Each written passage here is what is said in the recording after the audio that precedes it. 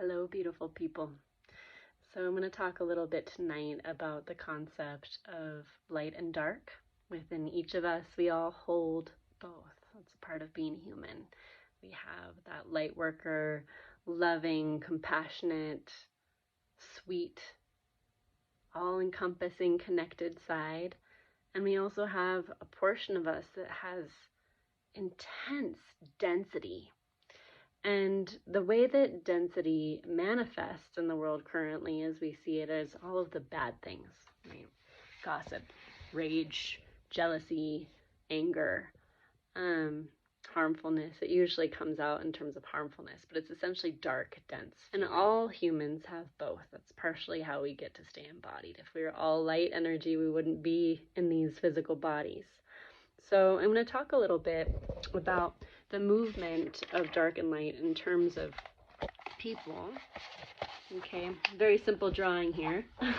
The concept being that light workers, or people who are focused on the light, are storing all their light energy right here at the surface, right on the top, right? And that darkness that's underneath. And then those people that we tend to blame as greedy or, self-centered or able to commit huge harms, like the people that most people judge as evil, right? They have the darkness on top and the light underneath. It's difficult to see this when you're functioning from here.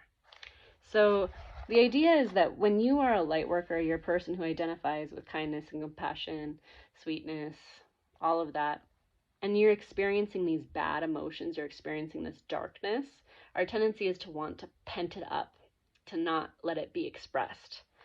And this energy needs to go somewhere. So there's a couple of different things that can happen. One thing is that if this is not being expressed, it will move to a place that it's being expressed. Meaning that the darkness that we don't allow ourselves to express in healthy ways will then transfer to places where it can come out and be seen and be felt. This is a way where we can find personal accountability and understanding that the state of the world and conflict, if we're penting up our own density, we're actually helping to express this. Okay, so we're both sides of this coin. Another thing that can happen is if you're the kind of light worker that you're really afraid of that darkness, okay, so you pent it up, and you pent it up, and you pent it up, and you pent it up, and you pent it up.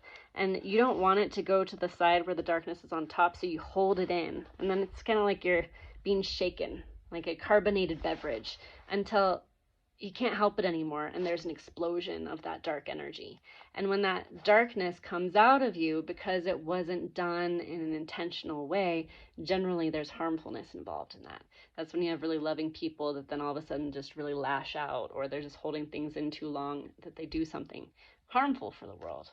Okay, when that happens, those people really, really struggle because they don't want to be responsible for hurting people.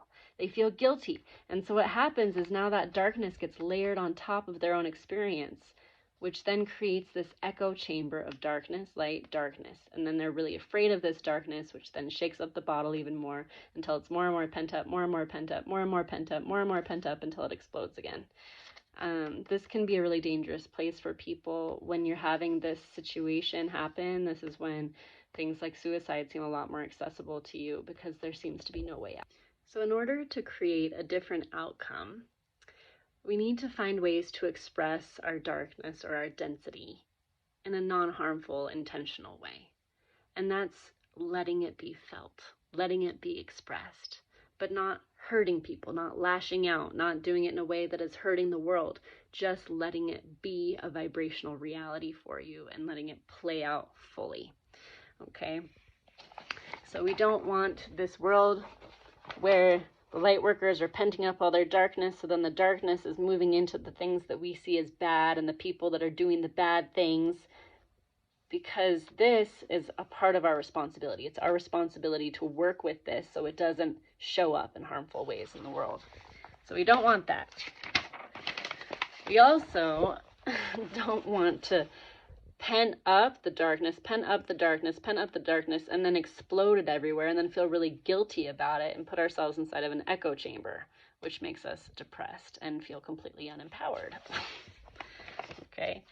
Instead, what we want is integration. We want to move into integration.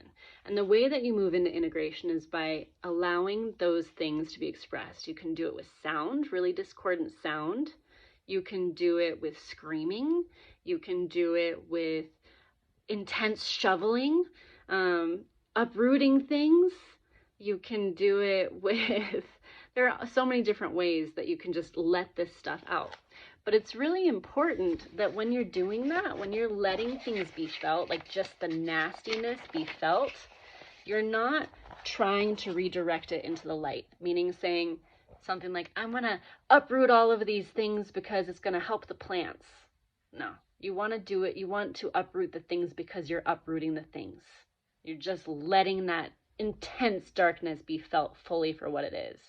And then what happens is that it ends up helping the things, but that's not your focus. You're not focusing on trying to transform the darkness into light. You're letting the darkness be dark, and then the light is going to move with that because that's what they do. They rely on each other. They're important for one another. The other important thing is that you are using that intensity, that density, that internal conflict to be empowering for you. So if you, for example, say that you are really struggling with the state of the world and you feel like the best way to express your darkness, like this conflict that you're feeling inside of you that's creating all of this rage and you just want to change the world and make it not like it is right now, if going and protesting does that for you, if going and shouting and yelling is doing that for you, then let it do that for you. However, if going and protesting makes you feel even more powerless, if it makes you feel like nothing that you do is making a difference, then that anger is not fully being expressed. It's being more pent up. It's being more activated because it's not having an empowering aspect to it. However, if you going out and standing up for what you believe in and you know that what you're doing is really putting energy into the whole shifting, and you believe that 100%, no matter what the outcome is, you know that what you're putting in is having an effect, and that is an empowering feeling for you, then that is indeed moving that darkness, allowing that darkness to be felt and expressed. Okay, so moral of the story, guys, feel it. Allow these dark, difficult things that you feel to be allowed, to be expressed, but do it in a non-harmful way. Okay? Integrational. Much love. Catch you on the flip side.